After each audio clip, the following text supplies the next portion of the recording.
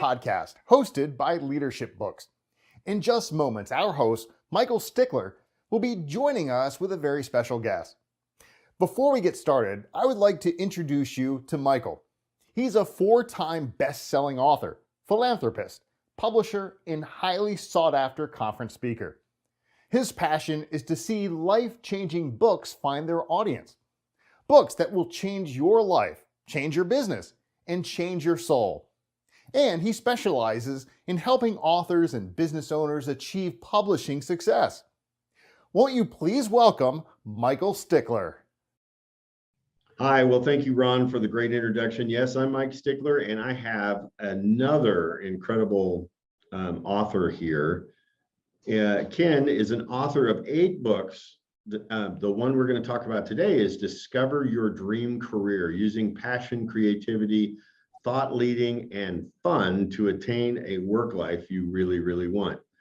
Now, he's published several other books, and he is the Chief Imaginative Officer and founder of Immersion Consulting Group, a consulting firm that transforms individual business experts,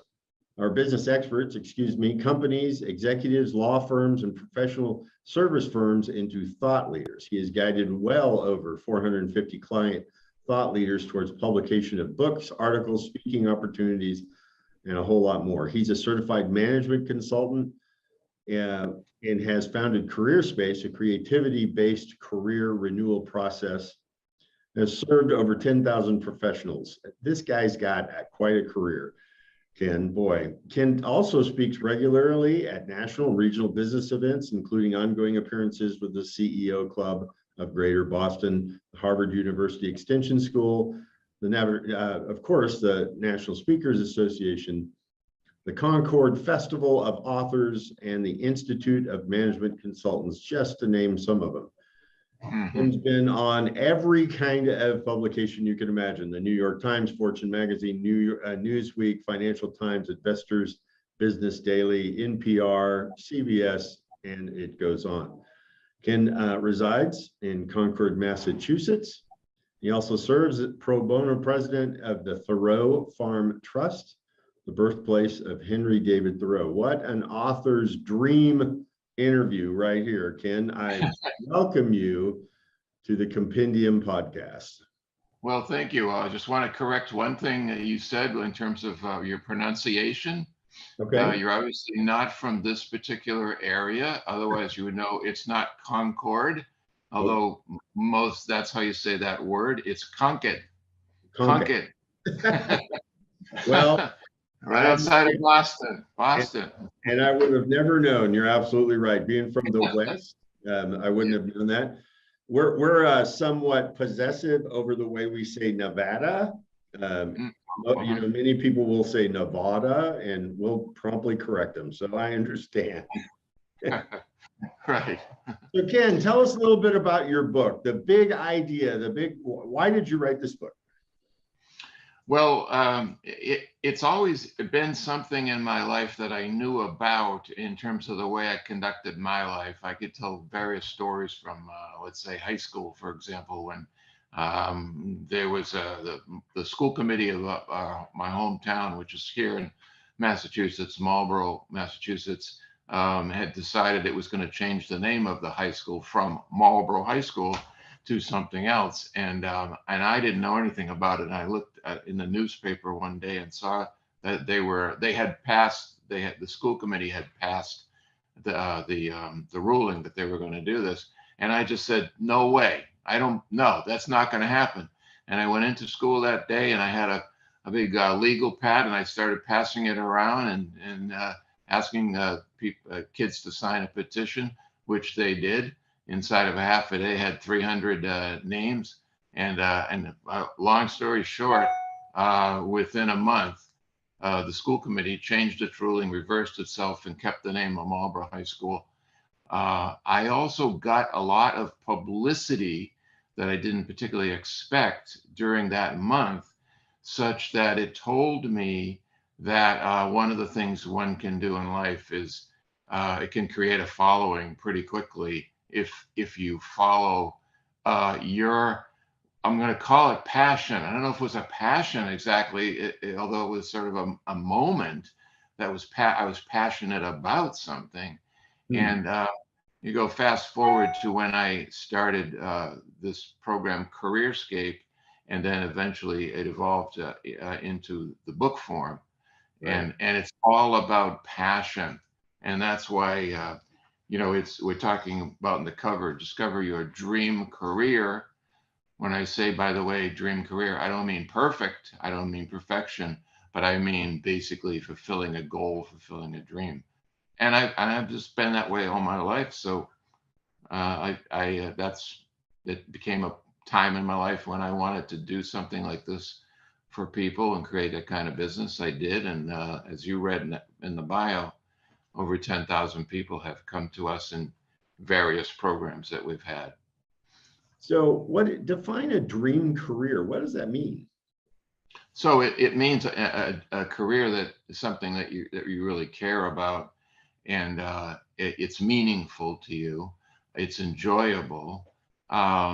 You feel as though you are really making a contribution to not only your customers and your clients, but really not to be lofty about it, but in the world at large. So that's what a dream career fits. And we don't believe, I say we, I mean me and my staff at Careerscape, we don't believe that that has to be your lifelong career either. That can change. You could have 2, 3, 4, 5, 10, whatever dream careers in your life. And some of the people we've worked with, that's what's gone through them when they've felt like the career they've had for the last 10, 15, 20 years has sort of lost its luster for whatever reason. And they wanted to do something else, but didn't know what to do. And frankly, didn't know if it was okay to try to do something very different. But that's what our process and our book is all about, that it can be done. That's you can have a new dream career. That's so who is the person that's looking for this kind of information? Yeah, it's usually somebody who has that inner feeling, and sometimes it's hard to identify at first. It starts to grow that there's something wrong with the work or the career or the job I'm doing now. It maybe it was always wrong. We've had clients that would typically say, how did you get into it? They say, well, I wasn't sure what to do in college. I had to pick a major. I picked a major as economics. I like that. Then I had to get a job. I didn't necessarily want to be an economist, although maybe I would, but didn't think I could. But got into finance and then got into sales, and that's what I've been in sales for 20 years. And so it may not have been a passionate career or a dream career, but you get to a point in life where you realize that this is something's got to change, or else this is it for me. So a lot of our clients, the bulk of them are in the age group of, let's say, 30 years old to 50, 55, and like that. Some a little older, some younger. But there's something's got to give. That's the feeling that you have, and that drives them to a program like ours.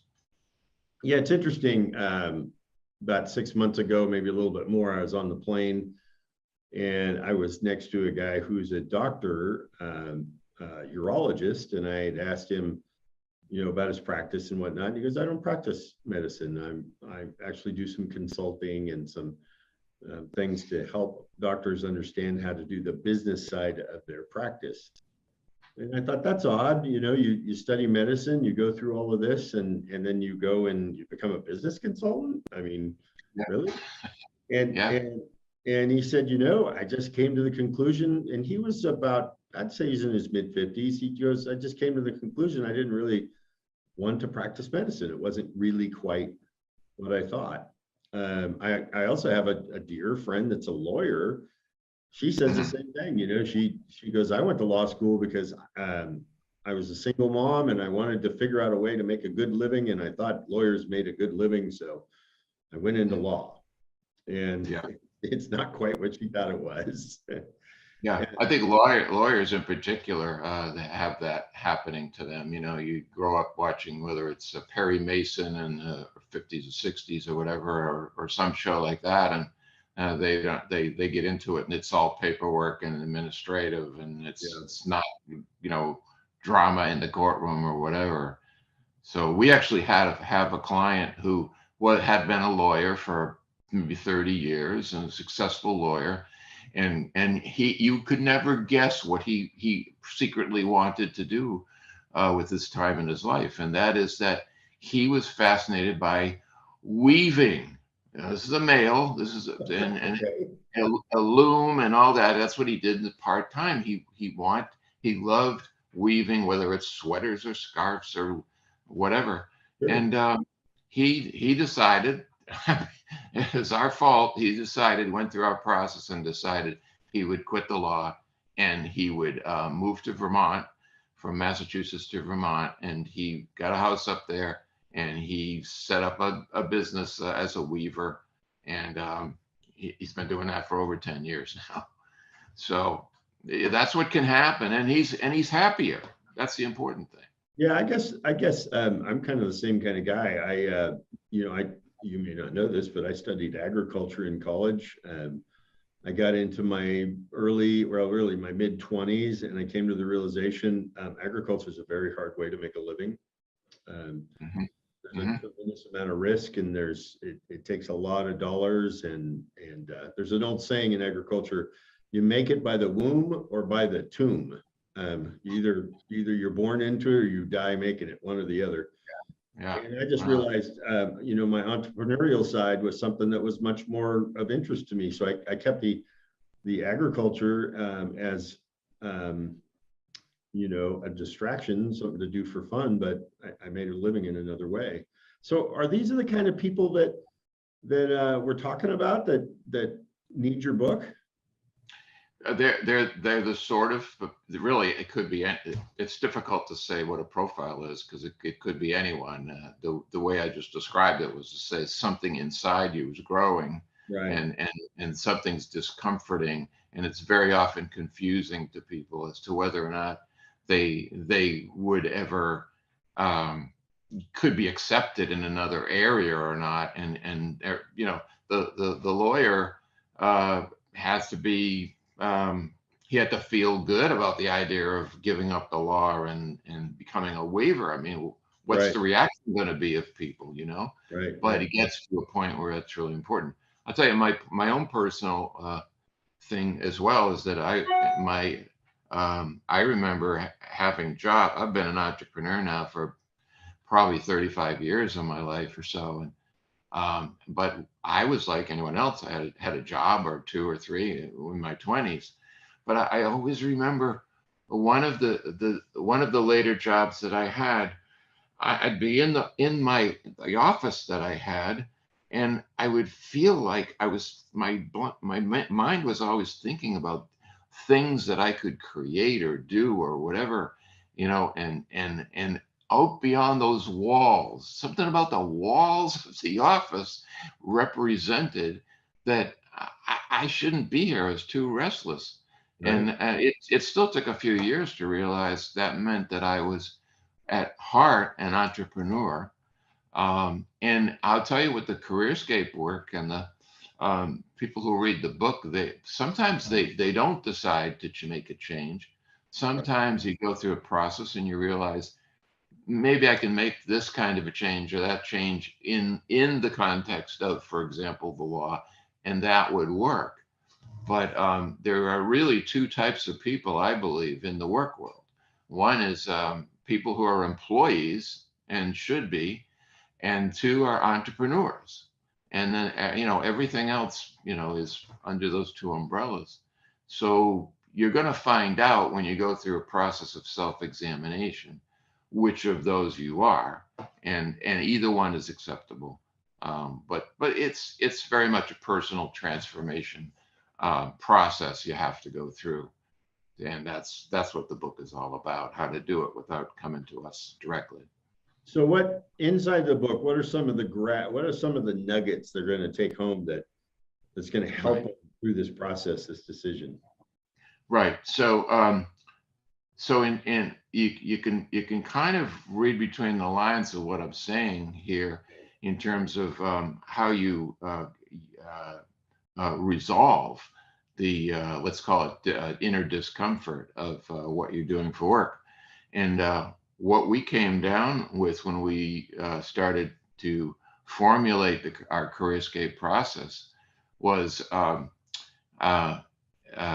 was being able to answer a very particular question, and that question is, what do you want? And it's not possible most of the time to answer it just if I just ask it, and then it's like everything's clear. So we have an exercise in the book and in the live process where you're partnered up with someone, and they have a number of you have a number of minutes where you're going to be asked the question, what do you want? And it might be 10 minutes. You're going to be asked the question, what do you want? What do you want? What do you want? What do you really want? Well, what else do you want? What do you want? What do you want? And in being forced to confront the question, what do you want? Right. It's your defenses start to break down, and it starts to come out. And then in the course of an exercise, you'd switch roles, and the other person would be asked, what do you want? But all through our process, what do you want is the key question. And that's the aha moment that we probably had more than anything in the beginning, that it wasn't, so, a lot of people would say, well, I feel like I don't like what I'm doing. I want to make a career change. I don't know how to do it or what to do. So I wonder what jobs are out there that would be available. I wonder what are companies looking for and all this. We said, no, that's not the question you should be asking yourself. Right. It's not what's out there that you can fit yourself the you're a round thing in a square hole. I can't think of how that I'm supposed to be saying that, but you know what I mean. You're not fitting together. And the question, though, is, again, it's internal. What do you want? So I knew, for example, that I had always gravitated toward writing, toward articles, toward books, and this and that.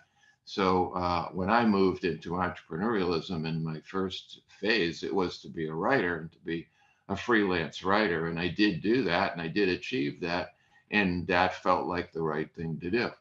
But I could tell when I would go into a bookstore, for example, I started paying attention to the fact that I got this warm, fuzzy feeling in a library or a bookstore.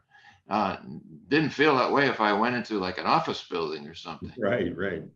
So that's what you do, is you start paying attention to yourself, and it often needs some guided help, and that's what the "what do you want" question does. It's funny when it comes to writing, and I encourage other authors this way. I have written now 19 books. 4 of them are bestsellers, and the others I don't want to talk about. Right. You know what I mean? And Yes. Yeah. Mhm. and when the big difference is I always do when I'm speaking, because I'm a pretty good public speaker. When I'm speaking, I tell stories and people just love them. I'm a pretty good storyteller. What I'm not is I'm not a great writer. I know I'm not a great writer. Okay. I don't really care about sentence structure. What I care about is telling a great story. And Yeah. and once I learned that was okay, all right, I embraced the idea of being a writer, because you can find copywriters and line editors, and copywriters and line editors, and you can find plenty of people that can make the sentence right. Okay, that's Right. not the hard part. It's telling the story, and that didn't come into my life until late into my life.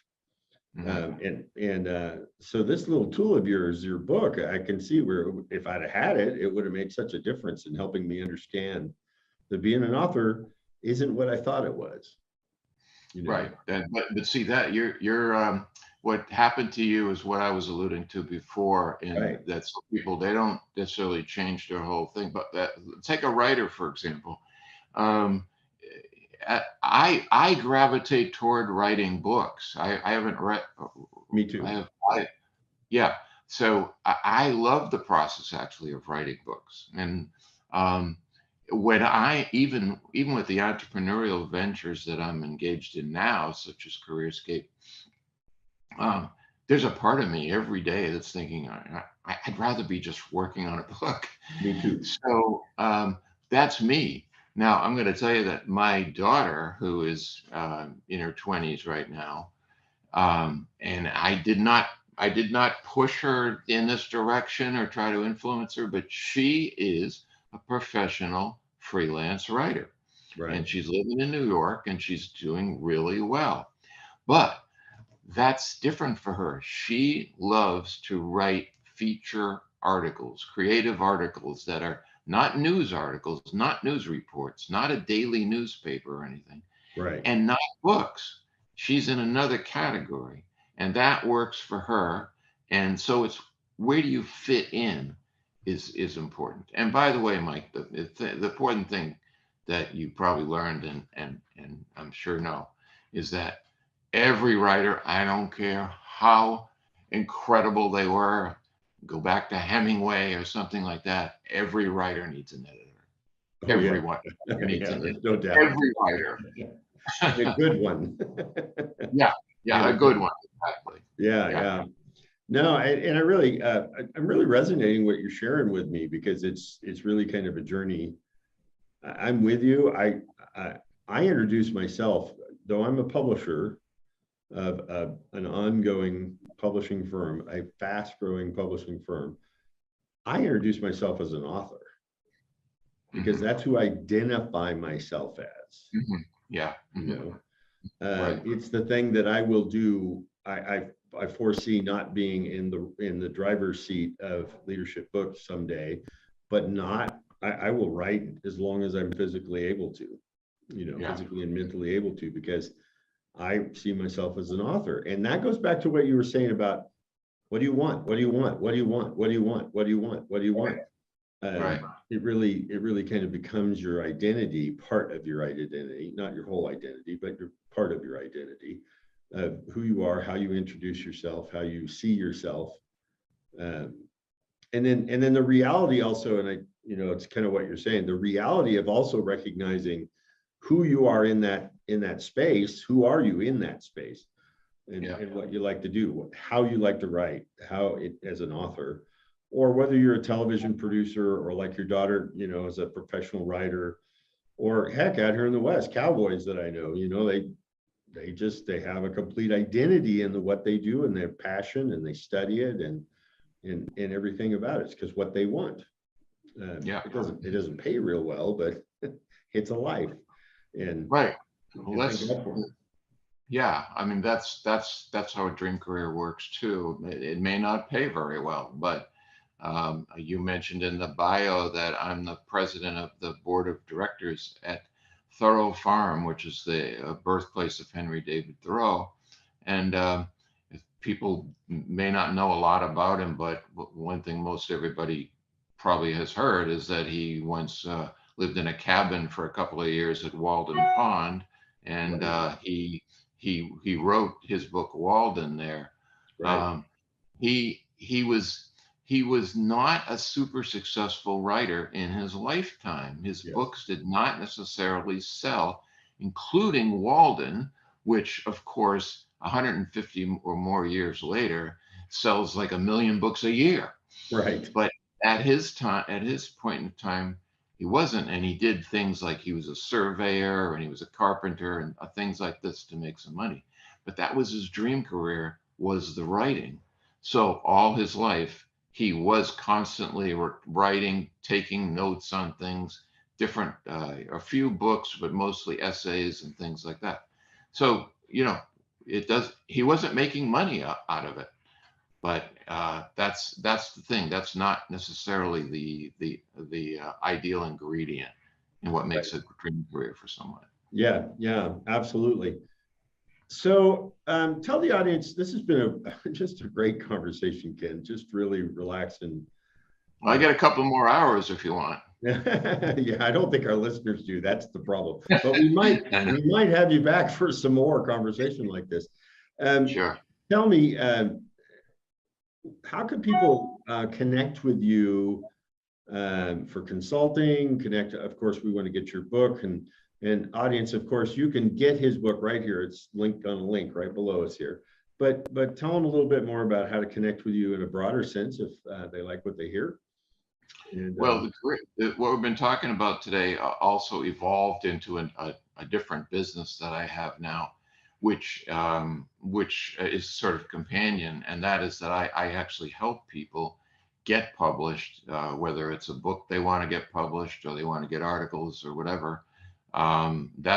We help them basically position themselves as thought leaders.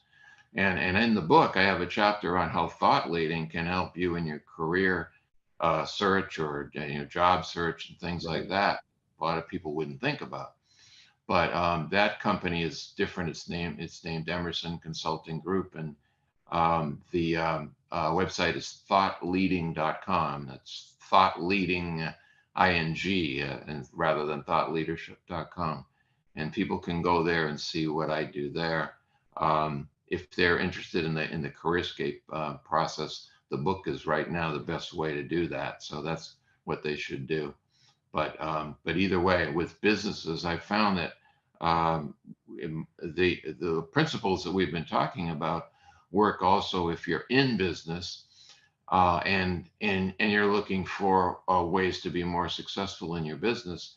The idea of like, what do you actually want to be doing in business, and what are ways that you can make your business be better known and known for what you want it to be known as. And that's what it's about, is positioning my clients, who are chiefly business consultants and entrepreneurs, to be known as thought leaders and to be published.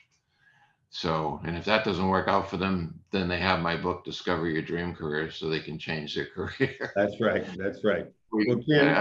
We'd accommodate their whole lives, no matter how where they are at them. Ken, I do appreciate so much you joining us here today. I really, truly do. So thank you. And for the rest of those of you who follow our podcast, of course, you can see our podcast every Monday or Wednesday right here on the channel. You're viewing it now. I appreciate that each and every one of you have come to join us. This is just great stuff. Make sure you get a copy of Ken's book at the link right below. And until next time, may God bless each and every one of you. Thank you, Mike.